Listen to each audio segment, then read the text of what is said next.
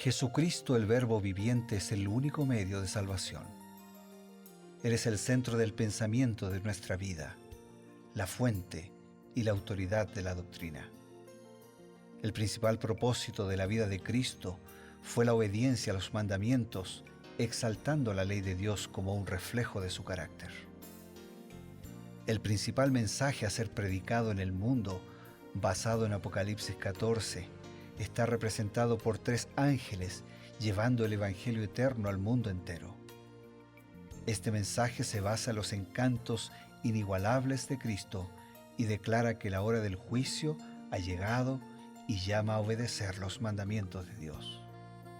Mediante su palabra, Dios ha comunicado a los hombres el conocimiento necesario para la salvación. Las Santas Escrituras deben ser aceptadas como dotadas de autoridad absoluta y como revelación infalible de su voluntad. Y aunque el canon de las Escrituras inspiradas está cerrado, el Espíritu Santo continúa iluminando, amonestando y confortando al pueblo de Dios a través del testimonio de Jesús, el Espíritu de profecía. El camino a la vida se traza a través de un camino angosto que debe ser recorrido con confianza a las promesas que Dios dejó a hombres y mujeres fieles que dedicaron sus vidas hasta la muerte por el Evangelio eterno. Los fundadores de la Iglesia soñaron con el día en que la revelación sería una realidad en sus vidas. Miraron con los ojos de la fe a aquel día glorioso cuando finalmente la promesa sería cumplida en la venida magistral de Jesucristo a esta tierra para recompensar a cada uno según sea su obra.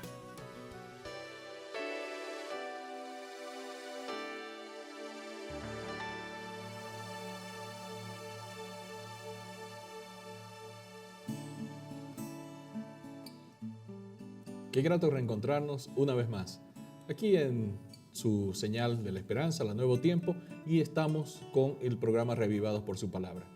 En esta parte, que llamamos Creer en sus Profetas, estamos dedicados a comprender, analizar y profundizar las Sagradas Escrituras por medio del ministerio de la profecía que fue dado por Dios a los profetas y también a Elena White. Pastor Bruno, es una alegría siempre contar con su presencia en este programa. Muchas gracias, es un gusto para mí también. Y hoy continuando, ¿no?, con nuestras reflexiones de Deuteronomio capítulo 18. Justamente, Pastor, Deuteronomio 18. Este capítulo es conocido porque hay una referencia a que Dios levantaría un profeta como Moisés. Quiere decir que a Moisés era usado como un referente. Y ese referente realmente era algo grandioso porque es considerado como el gran profeta de la historia del pueblo de Israel. Pero antes, porque eso es casi llegando al final del capítulo, hay unas amonestaciones muy fuertes en contra del paganismo. Parece que la idolatría, el paganismo se estaba introduciendo de manera muy fuerte en el pueblo de Israel. Y la pregunta es, ¿cuán enraizado estaba el paganismo en el pueblo de Israel? Muy buena pregunta, y voy a responder con una declaración del Espíritu de Profecía de Elena de White, del libro Patriarcas y Profetas, y dice así: durante su esclavitud en Egipto, muchos de los israelitas habían perdido en alto grado el conocimiento de la ley de Dios y habían mezclado los preceptos divinos con costumbres y tradiciones paganas. Dios los llevó al Sinaí y allí con su propia voz proclamó su ley. La superstición, la idolatría, la crueldad y el libertinaje corrompieron el sencillo y significativo servicio que Dios había establecido. A través de su larga relación con los idólatras, el pueblo de Israel había mezclado muchas costumbres paganas con su culto. Nosotros tenemos, por un lado, el verdadero Dios, la adoración que Él requiere, monoteísta, es decir, hay un solo Dios, adoraba Israel, adoramos nosotros a un solo Dios. Y por el otro lado, el paganismo, que era politeísta, claro, es decir, adoraban a muchos dioses, al sol, al viento, a la luna, a las estrellas, a cualquier animalito, una piedra, politeístas adoraban a muchos dioses. Y por el otro lado, monoteístas adoraban a un solo Dios, al único Dios, al verdadero Dios, porque No hay otro Dios. no existe, no hay otro Dios. Yo puedo creer diferente, pero Dios es uno solo. Es el único, ¿no? Ahora, cuando se mezclan esas cosas, sale cualquier cosa. En la actualidad hay una palabra que se usa bastante, es sincretismo. ¿No? Mezclar justamente lo que estaba pasando con el pueblo de Israel y ahora se ha modernizado a través de este término, pero es justamente esa mezcla de tradiciones, pueden ser ancestrales, con religión. Y eso trae un desvío de lo que Dios ha establecido como el verdadero culto. Claro, cuando yo mezclo dos colores primarios termina saliendo otro color, ¿no? Entonces no es el color de Dios. Y toda esa mezcla, quien pierde en esa mezcla es lo santo. Cuando mezclamos lo santo con lo profano, cuando mezclamos lo incorruptible con lo corruptible, quien pierde es la santidad. Entonces esa mezcla, ese sincretismo termina distorsionando todo el plan de Dios y nos conduce, insisto, lejos de Dios y lejos de la vida. Ahora, ¿qué le parece tener 90% de verdad, de verdadero culto, de seguir lo que la Biblia establece y añadirle un 10% porque es bueno para la cultura? Y puede ser inofensivo. Alguien dirá, no, total, 90% estamos siguiendo la verdad. Y un 10% un poco darle lugar a lo que son las tradiciones culturales de un pueblo. Sí, leche con agua ya no es leche. Claro. Combustible con agua ya deja de perder su función como combustible. Y malogra el motor encima. Y malogra el motor. Entonces, cuanto más mezclemos o aún lo menos que mezclemos, pierde lo auténtico, pierde lo original, pierde la esencia de lo que tiene que ser. Es verdad. Al principio habíamos dicho que hay un momento, un espacio donde se dedica a mostrar a Moisés como un profeta paradigmático, un referente entre los profetas, y el Señor dice, un día yo voy a levantar un profeta así como Moisés entre mi pueblo. Así que nosotros vemos que Moisés era muy importante. Una pregunta, ¿cómo Dios hizo, cómo preparó Dios a Moisés para que fuera un profeta de esa talla espiritual? Voy a leer una declaración de Patriarcas y Profetas que dice así: Moisés fue un tipo o figura de Cristo. O sea, fue una ilustración, un símbolo de lo que sería Cristo.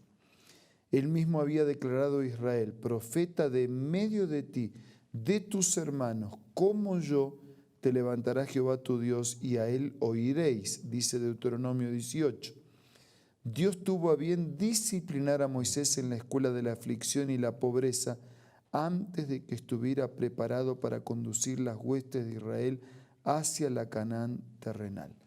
Moisés era un hombre con talentos que se los había dado Dios, pero era también un ser humano con fragilidad, con debilidad, con tendencias hacia el mal, y Dios tuvo que prepararlo.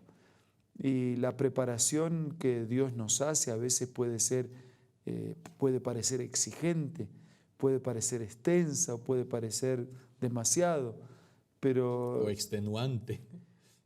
Claro, es igual el oro se purifica en el fuego, ¿no? Claro. Y es en la prueba, es en la dificultad en que las personas se pulen y finalmente llegan a ser brillantes y transmitir la esencia de lo que Dios quiere que transmitan. Es interesante, dice que fue una escuela de aflicción. Esos 40 años realmente fue un cambio rotundo, ¿no? De ambiente, del palacio al desierto, y no solamente era un desierto, sino que había soledad y pobreza, porque esa zona no era muy rica, no estaba regada por ríos, no había grandes fuentes de riqueza, y Dios lo manda allí. Claro, y después lo más contradictorio de esto es lo siguiente: él como que había obtenido la mejor preparación de aquellos días. Si le preguntaban a Moisés en ese momento, él habría dicho, estoy listo, estoy en condiciones. Tenía la mejor preparación, el mejor título, del mejor imperio, de la mejor universidad, tenía recursos y Dios lo manda 40 años a cuidar ovejas, a aprender del rigor, de la rigurosidad del desierto. ¿Aprender qué? En realidad Moisés primero tuvo que desaprender. Tuvo que desaprender autosuficiencia. Tuvo que desaprender recursos y técnicas que no se habían originado en el plan o en la voluntad de Dios. Y después tuvo que aprender. ¿Qué tuvo que aprender? Humildad. Tuvo que aprender dependencia del Señor. Tuvo que aprender confianza total en el Señor, porque hay que crearse, hay que abrirse paso, hay que abrirse camino en medio del desierto. Tuvo que aprender a organizar su rebaño y ser un pastor para después llegar a ser pastor del rebaño que Dios le habría de encomendar. Y cuando pasó ese tiempo y le mandamos un periodista a Moisés para preguntarle si ya está listo, Moisés, ¿qué dijo? No, yo no. Porque a mí No. yo no soy. Y ahora que sí. Moisés sentía que no estaba listo, estaba listo. Porque cuando nos sentimos suficientes, Dios no puede hacer nada. Pero cuando nos sentimos dependientes, Dios hace. Por eso que Dios no siempre llama a los capaces, pero Él siempre capacita a los que llamas. Y en realidad Dios no necesita capaces, lo que necesita son disponibles. Con esta idea nos vamos a un mensaje importante. Ya retornamos.